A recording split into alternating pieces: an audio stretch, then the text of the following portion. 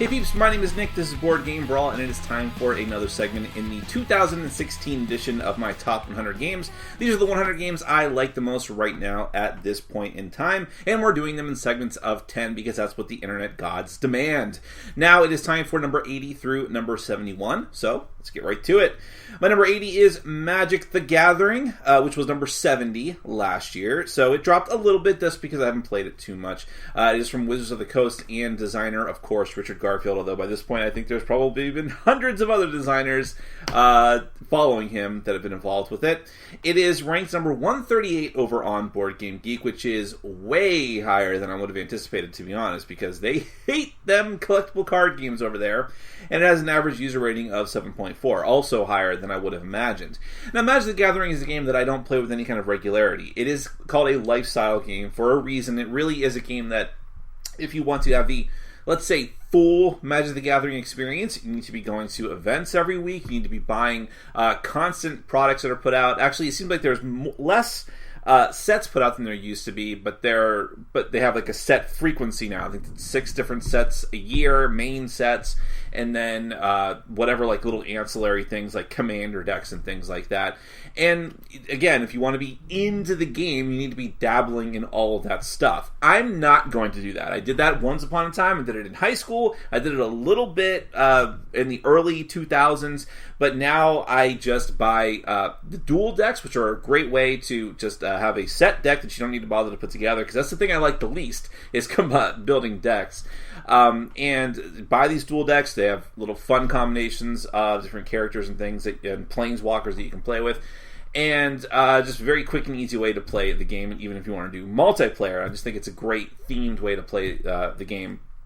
And that's been enough for me. They have made some significant changes over the years. For those of you who don't know what Magic is, it's primarily 2-player, but could be played multiplayer game of dueling wizards with spells and creatures. And they've introduced really cool concepts over the years, like planeswalkers and things like that. And the reason why it's so high up on my list, even though I don't play it too often, is because it is an excellent game. I mean, the design itself is masterful, and so many other games have tried to imitate it, and when I play them, I'm just like, this is a really crappy Magic the Gathering clone, and it does nothing new and actually does some things worse somehow. Magic the Gathering, maybe because they are a company that has hundreds or dozens of designers at a time working on it, maybe that's what you need to do to keep a fluid game like this tight and have a really decent rule set. So that is Magic the Gathering, my number 80. However, over on Board Game Geek, amongst the many people who had a problem with this game, Caliburn says, not a game. Think of your favorite board game. Puerto Rico, Agricola, Pandemic, Space Hulk. Do you need to keep buying extra cards just to keep winning the game? No, didn't think so. It's a brilliant scam, but more fool those who fall for it. My number 79 is Star Wars Imperial Assault. It was number 50 last year, so it did fall a significant number of spots. This is because I have a lot of campaign games that I like to play whenever I have the chance, and this has sort of fallen back behind them with a notable game pushing it down quite a bit, which we'll get to, of course, later in the list. But it is ranked number 15 over on Board Game Geek. That, just like with Star Wars Rebellion being in the top 5, it astounds me how high this game has flown up the list, which I'm going to attribute to it being Star Wars. I really am. And it's 8.2 average user rating, also really high for Board Game Geek. It's from Corey Kaniska and Fantasy Flight Games. Fantasy Flight Games, of course, this is their specialty. Big boxes of plastic that are thematic adventure games that maybe aren't the tightest games, but as an experience, they are. There's no company that does it quite like they do. And Star Wars Imperial Assault is just excellent in so many ways. It is essentially the Descent system, which is a fantasy game that you're going through campaigns. One player controls all the bad guys. The other players cooperatively work together to go through different missions. In this case, it is actually, they're called missions, I think. And the bad guy, the overseer or overlord, controls all the Empire forces, which could be anything from stormtroopers to different hazards and things like that. And there's a really cool way that the threat level goes up, and that the threat can be spent by the Empire player to put out more troops or to use other effects and things like that. It's just a really neat way to go through the game. There's branching chains and paths as far as how the adventure progresses and how well the players do. And there's tons and tons and tons of expansions. Way too many for me to keep track of. Small expansions just add characters from the movies and also add little side quests and things like that. So if you're really into it, you can have a ton of content for this game. And that's a plus in and of itself, even if you don't want to go that far with it. But even just the base game itself has a ton of content. That is Star Wars Imperial Assault, my number 79. But over on Board Game Geek, Reg XMGX says, placeholder rating because I feel new games need their ratings weighed in place until 10,000 reviews. Sounds really familiar. Where did I see this before?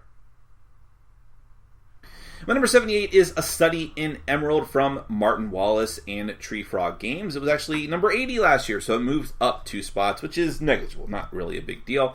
It is ranked number 475 over on Board Game Geek and has an average user rating of 7.3. Now, these stats are actually for specifically the first edition of A Study in Emerald. I have played and reviewed the second edition of the game, which is the same core game, but there's some significant differences to make the game more user-friendly, faster to play, and just more accessible for people. And I actually like a lot both versions of the game. However, because I have the privilege of having had both copies of the game, because the first edition is long out of print, and I understand that. And if you can't get the first edition without spending buku bucks, and then I would highly recommend just getting the second edition because it's good and it's fine. But since I have the privilege of having both, I think the first edition is better now, having revisited it, as I have done in the past year. And it's, but no matter how you play it, it's a really thematic adventure of it's based off a Neil Gaiman short story where the old ones, the Cthulhu, the old gods, have already won. It's over. And it happened back in Victorian England. And now the Sherlock Holmes leads a rebellion to try to fight back against them, while Moriarty and his crew are working with the old ones to keep them in power, the Loyalists. So in this game, you're either a Restorationist or a Loyalist, and you don't know who your potential teammates are. The endgame scoring works very strangely. You have to make sure essentially that your team doesn't have the lowest score. But again, you don't know who your teammates are, so you could be actively working against them, but you want to keep that information hidden, even though you want to help your potential teammate out to let them know who you are, because you also don't want the bad guys, relative to you, know who you are. But it's just a whole deal.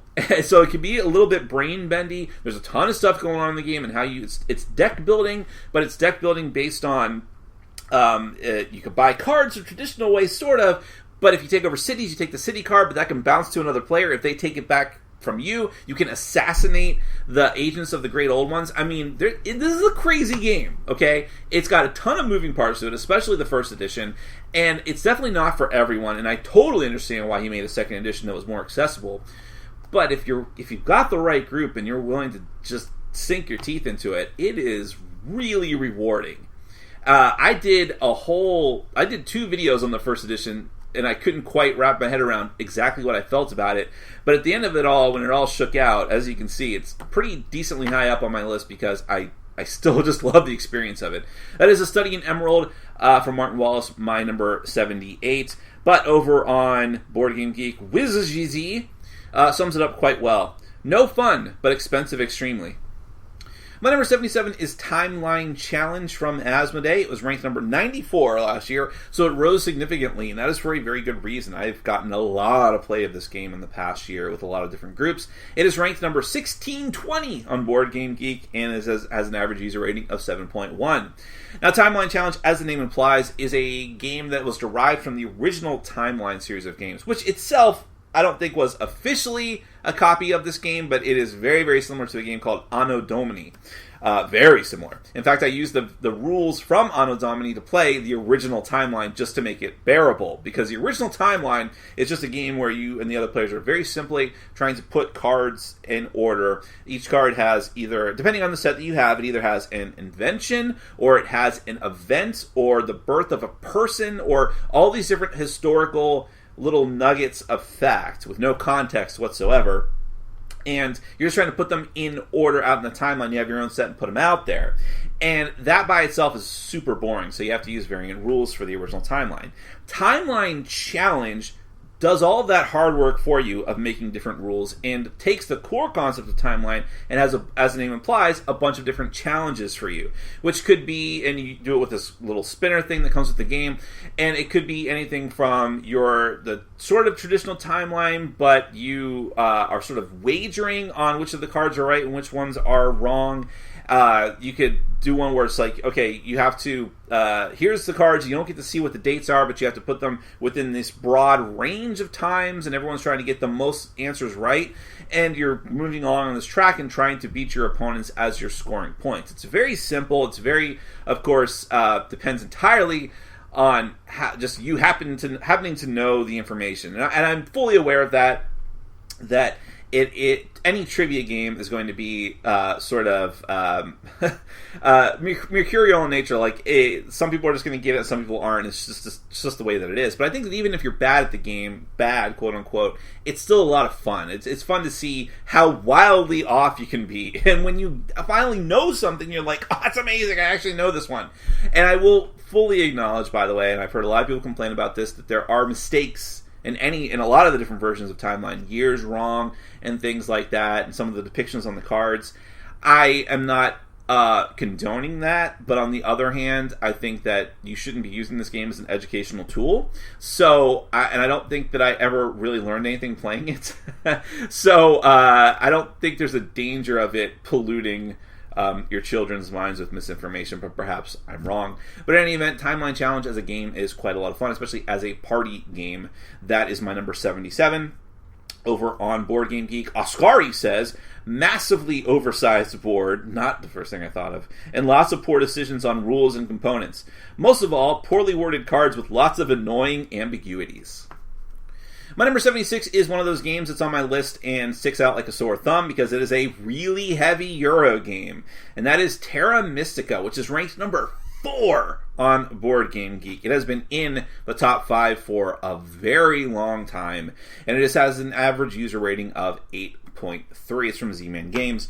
And look, before I played Terra Mystica, I assumed I would not like it. I would assume that much like a lot of Stefan Feld games, I might appreciate it as, oh, that's a well-designed game. Clearly the designer put a lot of thought into this, and all the mechanisms work well together like a well-oiled machine, but it's a very boring machine, and I'm probably not going to like it. And maybe some of that's still true, but having played Terra Mystica several times now, it is so good. It is so good that, like some Stefan Feld games, it overcomes its very dry lack of theme. And sometimes that lack of theme feels more pronounced in Terra Mystica because they try so hard to put a lot of theme into it. There's a ton of different fantasy races that you take control of, and you each terraform the land in a different way, hence why the game is called Terra Mystica. And because every race is so distinct, that's sort of the placeholder for theme in this. But the end result is that you're all basically doing the exact same thing out on the board, spreading out, building the land that you need around you, and putting buildings and things like that. And still, though, I do think it has more theme than your average Euro. And again, it is so fun to play, and everything just works so well, and how you put out your buildings and get further bonuses, and there's so much variety in all the races, even with just the base game. And then there's an expansion that I haven't even played with yet, that I hope to soon, that has so much more stuff.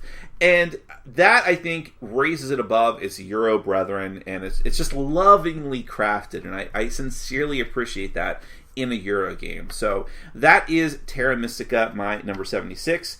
Biscotti says, nothing wrong with game. I'm sure it's a splendid affair. However, after watching run-through and or reading reviews, absolutely no desire to play. That sounds familiar too. Where did I see that before? My number 75 is Battlestar Galactica. It was actually number 76 last year, so barely moved. That's pretty negligible. But I do think it's funny when a game ends up in almost the exact same spot on my list. That's from Fantasy Flight Games and Corey Kaniska, and it is ranked number 47 over on Board Game Geek with an average user rating of 7.8. I'm actually surprised it's still that high up in their rankings, not because I'm surprised people like it, but I'm surprised that it hasn't had an expansion in 2 years. Not many people are talking about it. Many other games have come out in the intervening time, but it is still hanging in there. I think that's a testament to a couple of things. First off, it's a solid trader game. For people who like trader games, but also people who like trader games but are like, the Resistance, Werewolf, they're just like simple party games. They're kind of random.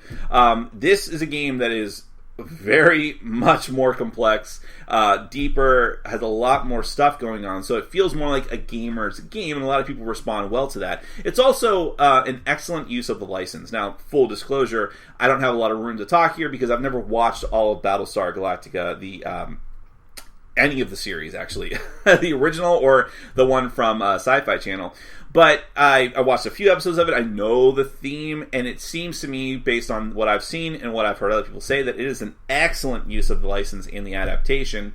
So much so that at this point, I don't want to go back and watch the series, because I'll probably be disappointed based on how much fun I've had with the game relative to what I'll probably have fun with the show, which is an odd position to be in. But a lot of people just love how well they implemented it here, and that's the reason it's had such great staying power in the at least modern gaming community. If you're not familiar with the game, it follows the sort of crux of the show where you are the last humans who were ousted from the planet they were on, and now their fleet is trying to escape and get back to the legendary place known as Earth.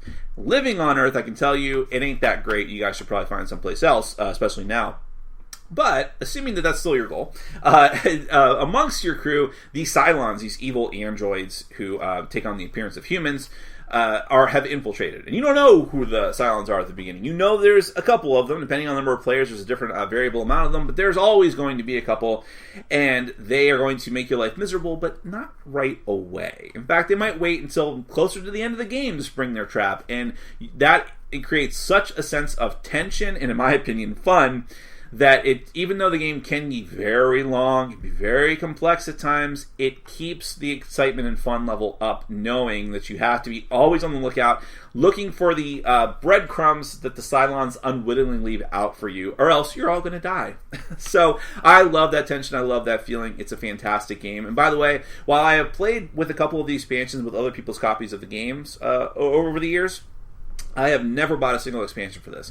And I think that's another testament to how good the game is. Because there's a lot of games I would never, ever recommend buying them without also buying the expansion with it, because it's so integral and the game is just not enough on its own, which is a flaw in the game design, in my opinion, or a really sinister marketing ploy. The fact that Battlestar Galactica on its own is a game that's good enough for years of play, it's just a testament to how well it's designed. So that is my number 75. However, over on Board Game Geek, amongst the many people who did not like this type of game, Pink Horror says, I think the game was designed to simulate the frustration of the characters of the show, but I do not like to feel that way.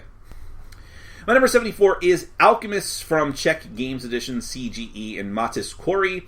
It was my number 55 last year, so it has fallen a decent amount, but I'll chalk that up to only playing it once or twice in the beginning of the year. And although a new expansion just came out, I have to try, so I anticipate either really liking it and playing it even more, or being like, oh no, this expansion was terrible. But I don't know that yet. We'll see. But it is ranked number 68 over on Board Game Geek. I was surprised by that rating too, and has an average user rating of 7.8. Actually, the reason I'm surprised by that, and it's the reason why I'm surprised that so many people over on Board Game Geek like it, is because a ton of people complain every time a game like Alchemist comes out because it uses an app. But in my opinion, this is one of the ideal uses for an app, because it feels like it is an integral part of the game and a very creative and fun way to use an app. In this game, it's essentially a complicated worker placement game where you are trying to go to different areas of town in order to get the ingredients and you need to make potions as an alchemist and then sell them to adventurers. You want to be able to buy relics and things like this and take part in competitions, blah, blah, blah. But the trick of the game is that once you get the ingredients for your potions, then you need to combine them together in order to make the potions. And how that works is with the app, where you have to actually scan the cards that you get and then put them together to see what kind of potion that you get. And that's going to be different every game. Every players' app links together, and you get a randomized setup for what ingredients do what. It's going to be different every game, and the deductive element of the game is what I find the most interesting and fun, because you have to be like, okay, I know this ingredient with this makes this, but it's not what I need for this, so I need to make this other one, and I already know that this other ingredient, this third ingredient here, doesn't make what I need to. Maybe this one does. And the thing is, you don't really have the time to get perfect information unless you're really lucky. So a lot of times, you need to make a guess, an educated guess, and you've got to hope that it's right, especially when you're submitting theories on what you think is the proper formula. And that, I love that. I just love how all that works and how it works together. The app works well. It's very simple. They don't try to overcomplicate it, and they don't make it an overbearing presence in the game, but it is fully integrated into it and works very smoothly.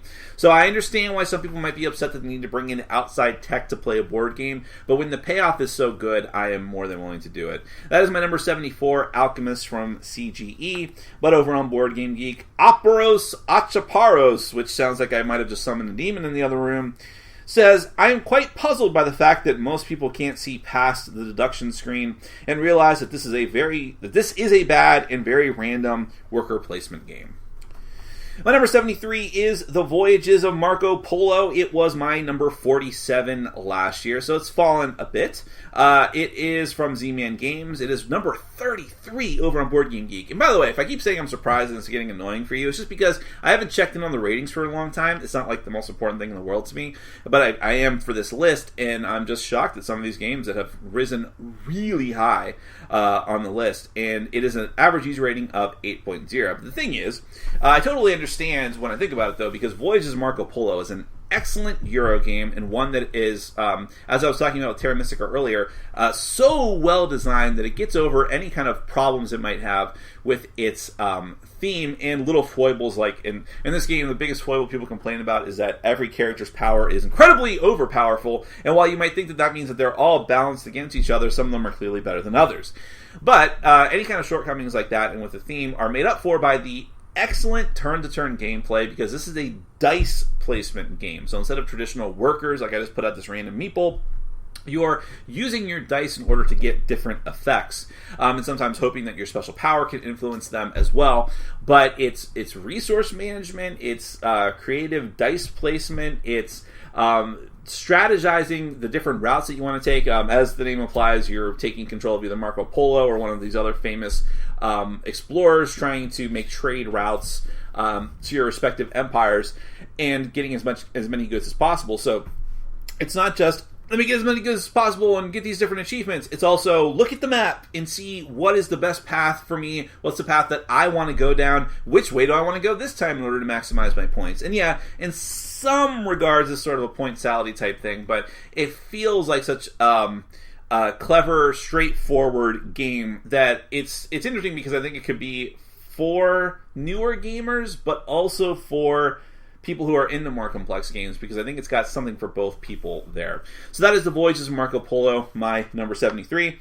But over on Board Game Geek, Pete Jacko says, I genuinely struggle to understand why this game is liked. It is not even a game, in my opinion. It is a set of mediocre choices where the margins between them are so small that it actively saps all fun from board games. Shockingly bad. Shockingly bad.